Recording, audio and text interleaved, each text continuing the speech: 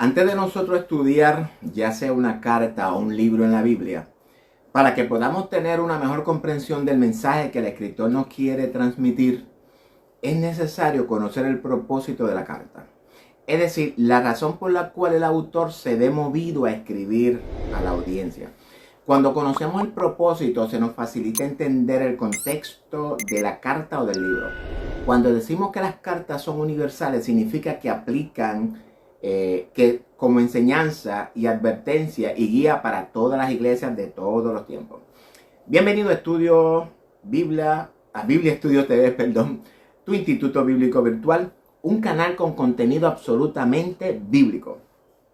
Nuestro propósito principal es traerle al pueblo de Dios las enseñanzas correctas, bíblicas correctas, las interpretaciones bíblicas correctas en una perspectiva completamente bíblica, con el fin de perfeccionar, capacitar, facultar y edificar a cada discípulo o seguidor de Cristo a la obra a la que Dios le ha llamado, a caminar en esas buenas obras que Dios ha preparado de antemano en perfección, en santidad y en justicia, para que cada uno sepa cuál es la esperanza a que ha sido llamada y para que entienda la riqueza de la gloria de su herencia. Dios es nuestra herencia. Y sobre todo, hasta que lleguemos a la unidad de la fe. En otras palabras, hasta que Cristo se vaya desarrollando en nosotros y de esta manera lleguemos a ser uno en Cristo y Dios uno en nosotros. Bienvenido a nuestro estudio expositivo de hoy, donde estaremos escudriñando la primera epístola de la carta del apóstol Juan a las iglesias.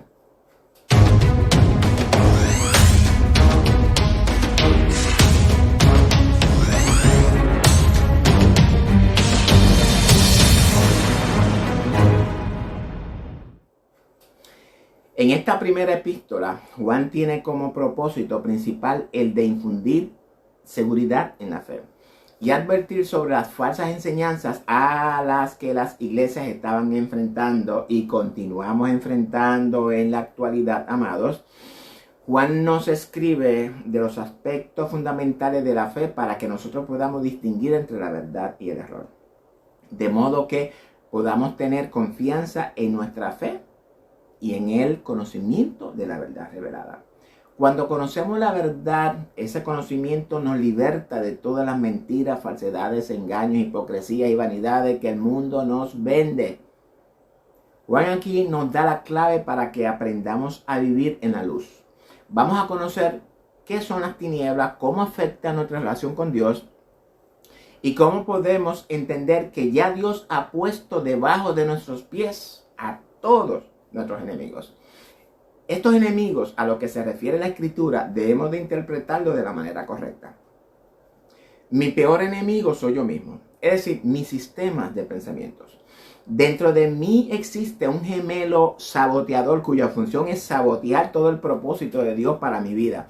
Sin embargo, ese enemigo ha sido crucificado con Cristo. Ese enemigo es mi propia voluntad.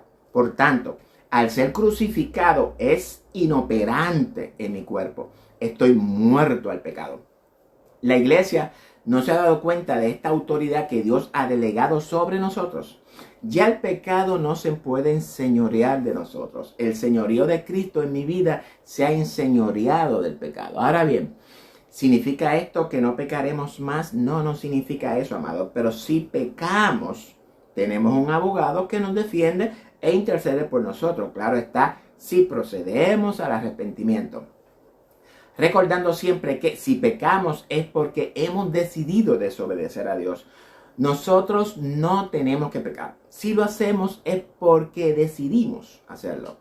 En este estudio de Primera de Juan vamos a descubrir muchas verdades que están reveladas en la Escritura y que la iglesia desconoce.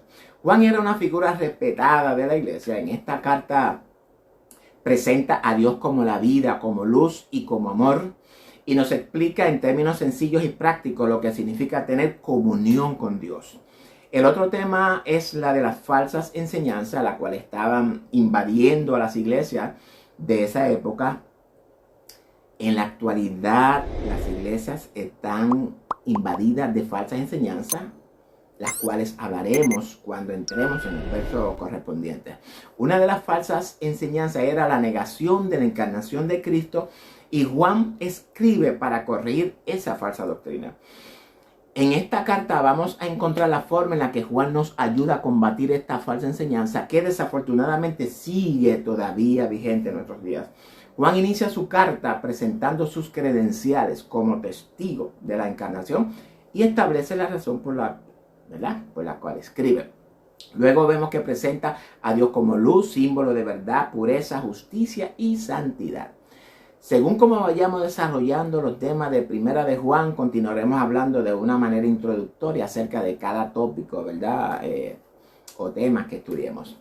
Les invito a abrir sus Biblias en la primera epístola del apóstol Juan, capítulo 1. Como de costumbre, analizaremos esta carta o epístola de una manera expositiva, para que de esta manera podamos extraer de una manera más sencilla y práctica la verdad que Dios nos quiere revelar por medio de ella. Primera de Juan 1:1. Lo que era desde el principio. Y por favor presten atención, porque al ir expositivamente explicando los versos, si están atentos a lo que revela la Escritura, ustedes podrían enfocarse y recibir el mensaje que Dios tiene para cada uno de ustedes. Dice Juan, lo que era desde el principio. Este término principio es del griego arxe, que significa antes de la creación. Esta palabra es la misma usada por Juan en el capítulo 1:1 de su evangelio, en el principio, arxe, y por consiguiente nos expresa la misma idea. Lo que era desde el principio, es decir, lo que era desde antes de la creación. Y Juan empieza su carta introduciendo la palabra de vida, al verbo de vida o al logos de vida, como muchos conocen. Estamos hablando de la palabra de Dios o la sustancia externa de los pensamientos de Dios encarnado en la persona de Jesús o en el Hijo. Verso 1. Lo que era desde el principio, lo que hemos oído. Y este término hemos oído significa que Juan y los discípulos oyeron o escucharon directamente del Padre. No que lo escucharon de un hombre, sino directamente de la boca de Dios. Y continúa diciendo Juan, lo que hemos visto con nuestros ojos. Ahora bien, este término traducido como visto es el griego orao, que significa o que se refiere a comprender el significado de algo a través de la revelación de Dios, es decir, percibir en un plano invisible, en lo sobrenatural. En otras palabras, Juan nos dice que los discípulos percibieron por medio de la revelación de Dios el verbo o el resplandor de su gloria o la imagen de su misma sustancia del Padre. No solamente el hecho de verlo físicamente con sus ojos, sino que lo identificaron espiritualmente o en el corazón. El Padre les revela al Hijo en el corazón de ellos y el Hijo les revela al Padre en el corazón de ellos. Y sobre esta verdad se sostiene el Evangelio de Jesucristo. Y continúa Juan, lo que hemos contemplado. No es lo mismo mirar que contemplar.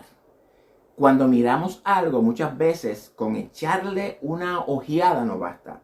Pero cuando Juan dice lo que hemos contemplado, contemplar significa observar algo muy cuidadosamente, atentamente, y es con una mirada de concentración personal, para apreciar la relevancia o el significado de la persona que ellos tenían delante de ellos. Cuando practicamos contemplar a Dios en nuestro corazón, nos vamos uniendo más a Él. Y palparon nuestras manos.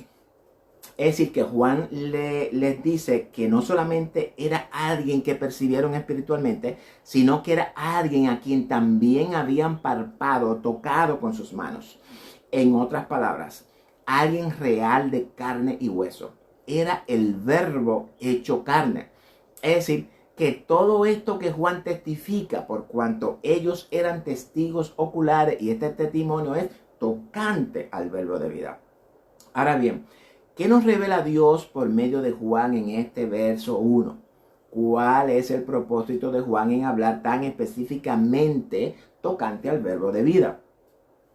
Juan, por medio de esta carta, procura que el lector reciba lo que ellos recibieron y que el pueblo de Dios comprenda por medio de sus palabras que ese Jesús a que ellos, en este caso, a que nosotros, en nuestro caso, tengamos la seguridad de quién es Jesús, al que Él llama el verbo de vida.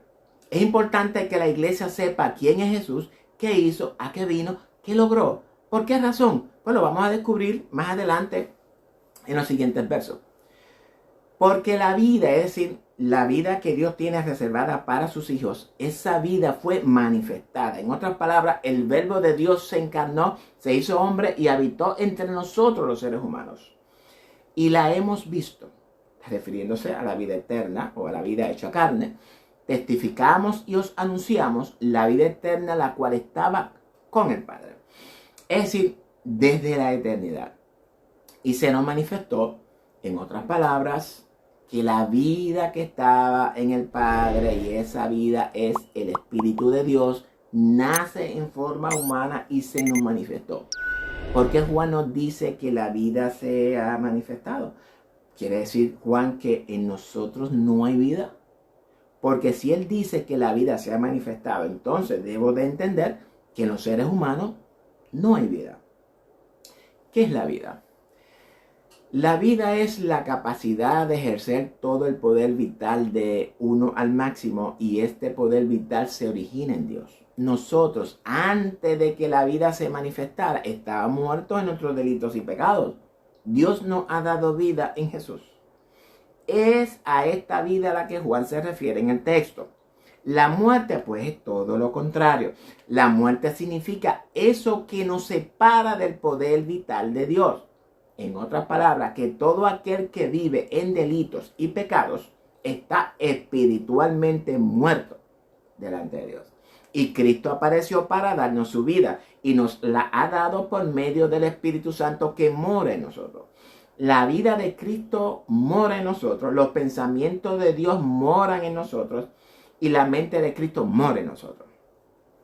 ¿Cómo es posible eso? Es posible por medio del Espíritu Santo. Somos participantes de su naturaleza divina, según nos revela 2 de Pedro 1:4. Y aunque muchos teólogos alegan que nosotros no somos divinos por haber recibido la naturaleza divina, sin embargo, al nosotros poseer la naturaleza humana, ¿qué somos entonces? Somos humanos por causa de nuestra naturaleza humana. Por tanto, somos divinos por causa de la naturaleza de Dios morando en nosotros. Elemental, mi querido Watson. Es tiempo de que la iglesia entienda lo que significa el Espíritu Santo morando en nosotros. Pero para que la iglesia lo entienda, primero es necesario que la iglesia se conozca a ella misma, que sepa cada uno de nosotros quiénes somos. Pero de esto hablaremos en otro momento. Ahora bien, luego de que Juan testifica tocante al verbo de vida, es decir, la palabra de Dios encarnada, y tomando eso como referencia, ahora continúa su enunciado en el verso 3. Lo que hemos visto y oído, eso os anunciamos. En otras palabras, que Juan y los apóstoles estaban persuadidos por Dios por medio de la fe en cuanto a la promesa hecha a Abraham, la simiente de David según la carne, en quien serían benditas todas las naciones gentiles de la tierra. Juan dice, conforme a esa verdad revelada por el Padre, que de la misma manera en la que esa verdad le fue revelada, de esa misma manera nos fue revelada a nosotros, la iglesia. No puede haber más de una revelación, hermanos. El evangelio es uno para toda la humanidad sin distinción de culturas y costumbres. La iglesia ha creado un evangelio transcultural que dice que hay que predicar aceptando e integrando la cultura. Es decir, que si en África les predicamos al evangelio a una tribu donde las mujeres no se tapan los senos, debemos de aceptar esa cultura sobre lo que revela la Escritura. Eso es falso. Eso es cultura de hombres, no de Dios. Esa era la vieja vida. En la nueva vida hay que taparse los senos. Dios es santo y requiere nuestra santidad y punto. Me disculpan, ¿verdad? Todos aquellos que piensan en una manera diferente acerca del Evangelio. Verso 3 continúa. Lo que hemos visto y oído, eso os anunciamos, para que también vosotros, ¿verdad? En este caso nosotros, tengamos comunión unos con los otros. Es decir, que el mensaje del Evangelio del Reino es uno solo. No dos, ni tres, ni cuatro. Uno. Y Juan nos dice que si hacemos de esa verdad una realidad en nuestra vida, por causa de esa verdad, tendremos entonces comunión, y entiéndase por comunión, un vínculo de propósito común y devoción que nos une a todos nosotros entre sí y a Cristo. Pero de esta comunión los unos con los otros vamos a ampliar en el próximo estudio de los versos 5 al 10 de Primera de Juan. Continuamos. Y nuestra comunión verdadera es con el Padre y con su Hijo Jesucristo. Juan dice que por causa de esa verdad hecha realidad en nosotros, tenemos comunión unos con los otros. Y mucho más que esa comunión, hay una que es la verdadera, la eterna, nuestra comunión con el Padre y con su Hijo Jesucristo. Esa es la comunión que Dios quiere para con nosotros. ¿Cómo tenemos comunión con el Padre y con el Hijo Jesucristo? Que acabo de explicar que somos. Somos participantes de la naturaleza divina. Tenemos comunión con el Padre y con el Hijo por medio del Espíritu Santo en nosotros.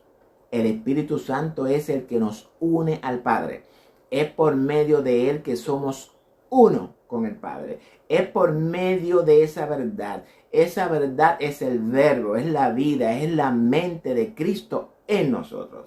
Es el Espíritu Santo morando en nosotros y por medio de nosotros. Esta verdad es necesaria que la iglesia integre en su corazón. Usted y yo somos uno con el Padre. Usted y yo somos su Hijo y Él nuestro Padre. ¿Y cómo podemos tener comunión uno con nosotros? Pues por medio de la misma naturaleza divina en nosotros. Si usted tiene comunión con Dios por medio del Espíritu Santo, y de igual manera yo tengo comunión con Dios por medio del Espíritu Santo, entonces, amados, nosotros tenemos comunión los unos con los otros por medio del Espíritu Santo que mora en nosotros. El Espíritu Santo, la mente de Cristo, los pensamientos de Dios, es el que nos une como un solo cuerpo en Cristo. Una sola verdad, una sola doctrina, una sola fe y un solo bautismo. Es tiempo de que la iglesia entienda que si no somos uno en Cristo y Cristo uno en nosotros, nunca reinaremos con Cristo. Pablo y Pedro nos exhortan a que seamos de un mismo sentir en el Señor. El carácter o imagen que el Espíritu Santo está formando en mí es el mismo carácter o imagen que está formando en usted también. Usted y yo somos consustancial con Dios espiritualmente hablando. Pablo en Romanos 8:29 dice que fuimos predestinados, no el ser humano, sino la iglesia como institución fue predestinada para ser hecha conforme a la imagen del Hijo. Entiéndase, a la imagen de Jesús, hombre.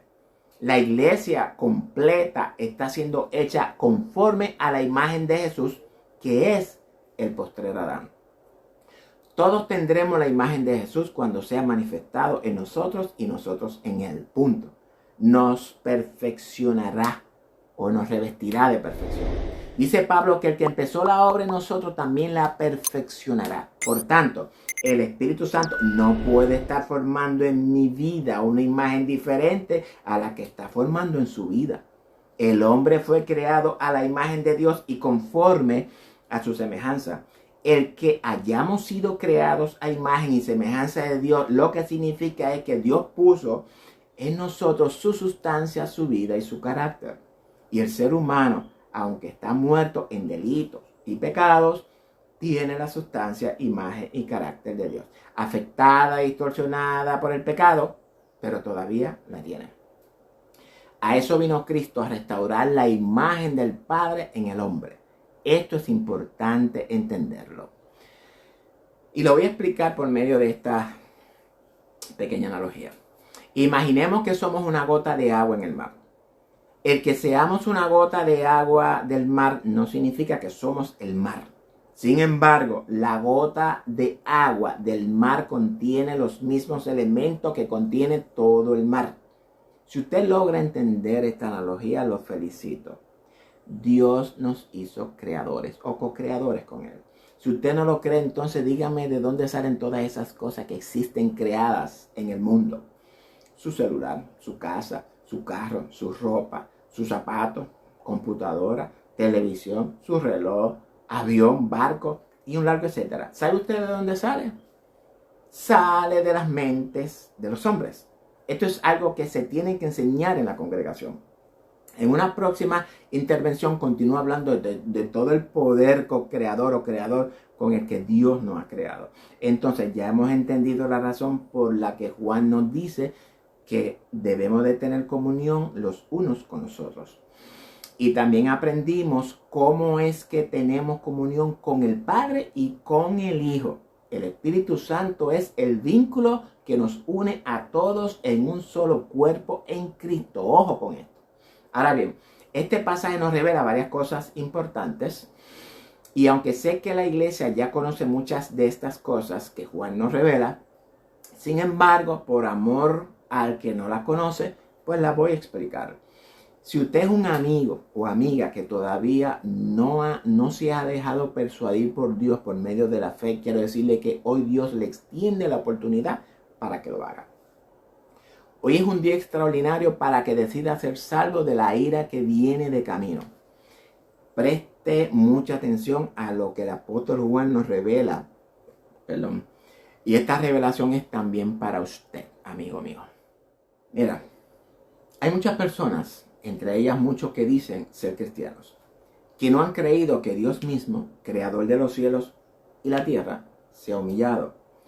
Porque con el solo hecho de pensar en descender desde la perfección, que es en el cielo, a la tierra, un lugar lleno de pecado, y hacerse hombre de carne y hueso igual a nosotros, habitar entre los hombres y morir para salvarle a usted y a mí, hay muchos que no creen que Dios mismo se ha encarnado en la persona de Jesús. Es por esta razón que dice el Salmo, mi hijo eres tú, yo te he engendrado hoy. En otras palabras, que Jesús, el Hijo, es la expresión o la sustancia externa de los pensamientos de Dios. Es la palabra encarnada en Jesús. Es el Espíritu de Dios encarnado. Es Dios mismo encarnado en la persona de Jesús. El mismo Juan dice más adelante en esta carta que todo espíritu, y entiéndase cuando la Biblia habla de espíritu, se refiere a la persona interior, no a un espíritu fantasmal que sale del cuerpo como falsamente nos han enseñado. Espíritu se refiere al hombre interior formado de mente, pensamientos, emociones, inteligencia y sentimientos que forman el carácter del hombre, que es la imagen de Dios en el hombre. Dice Juan que todo espíritu, toda mente que confiese que Jesucristo o el Mesías prometido por Dios ha venido en carne, ese espíritu de Dios es de Dios, es decir, ese pensamiento está en armonía con los pensamientos de Dios. Pero si un espíritu o una mente no confiesa que Jesucristo ha venido en carne, es decir, humanamente, ese espíritu es un espíritu anticristo o una actitud que se revela en contra de la autoridad y la voluntad divina. Y este término anticristo lo vamos a escudriñar más adelante cuando lleguemos al tema. Ya que la iglesia ha sido doctrinada con un espíritu diferente al Espíritu de Dios. Y este es un principio bíblico establecido en el Antiguo Testamento. Isaías habla mucho del Mesías, Daniel también hace referencia al Mesías, y ese Mesías fue prometido también en Génesis 3:15. Y también es la esencia de la promesa hecha a Abraham, es decir, que Juan da testimonio, al igual que todos los discípulos, que Jesús es el verbo de vida. Es el Hijo engendrado de Dios para salvación de toda la humanidad. No solamente salva a la iglesia de la ira, sino también salva a toda la humanidad para justificación de vida. Esta es una verdad revelada en la Escritura que el lado oscuro del ser humano domina su conciencia y ha ocultado esta verdad de la iglesia. Juan también nos dice que el propósito de este anuncio, de este mensaje, es para que nosotros, entre hermanos, tengamos comunión los unos con los otros. Porque nuestra comunión es con el Padre y con su Hijo Jesucristo. ¿Qué Juan nos quiere transmitir aquí? Juan lo que nos dice es que si nosotros hemos creído en el Hijo de Dios, nuestra comunión es con el Padre y por medio de Jesucristo. Y de igual manera, nuestra comunión unos con nosotros es por medio de Jesucristo. Cristo en la persona del Espíritu Santo es el vínculo perfecto que nos une para que seamos un solo cuerpo. Verso 4. Estas cosas os escribo para que vuestro gozo sea cumplido. Es decir, que si nosotros hemos tenido una buena conciencia acerca del conocimiento de la voluntad de Dios para nosotros, entonces, dice Juan, que nuestro gozo sea cumplido. Ese gozo al que Juan se refiere es un gozo completamente dependiente de la gracia de Dios que nos ha extendido a todos. Y por tanto, independiente de cualquier circunstancia que nos rodee. El gozo es el resultado de nuestra relación íntima y personal con Dios por medio de su Hijo Jesucristo. Bueno, ya hemos visto cómo Juan combate la falsa enseñanza que permeaba la iglesia en esos tiempos y de igual manera a la iglesia de hoy. ¿Cree usted que el Verbo ha sido encarnado? ¿Le enseñan eso en su congregación? Sus líderes, los teólogos, le enseñan la verdad de su unión con Dios. Le enseñan que usted es uno con Dios y Dios uno con usted. Si su respuesta es no para cualquiera de estas preguntas, querido hermano y amigo, salga corriendo de ese lugar. Busque dirección de Dios para que le ubique una congregación donde se enseñe la verdad pura, sana y santa. Ya hemos terminado los primeros 4 versos del primer capítulo. En la próxima reflexión continuaremos con nuestro estudio expositivo de Primera de Juan. Amados, Dios le ama mucho y quiere lo mejor para usted. De tal manera Dios le lo ama que nos ha dado su mayor tesoro.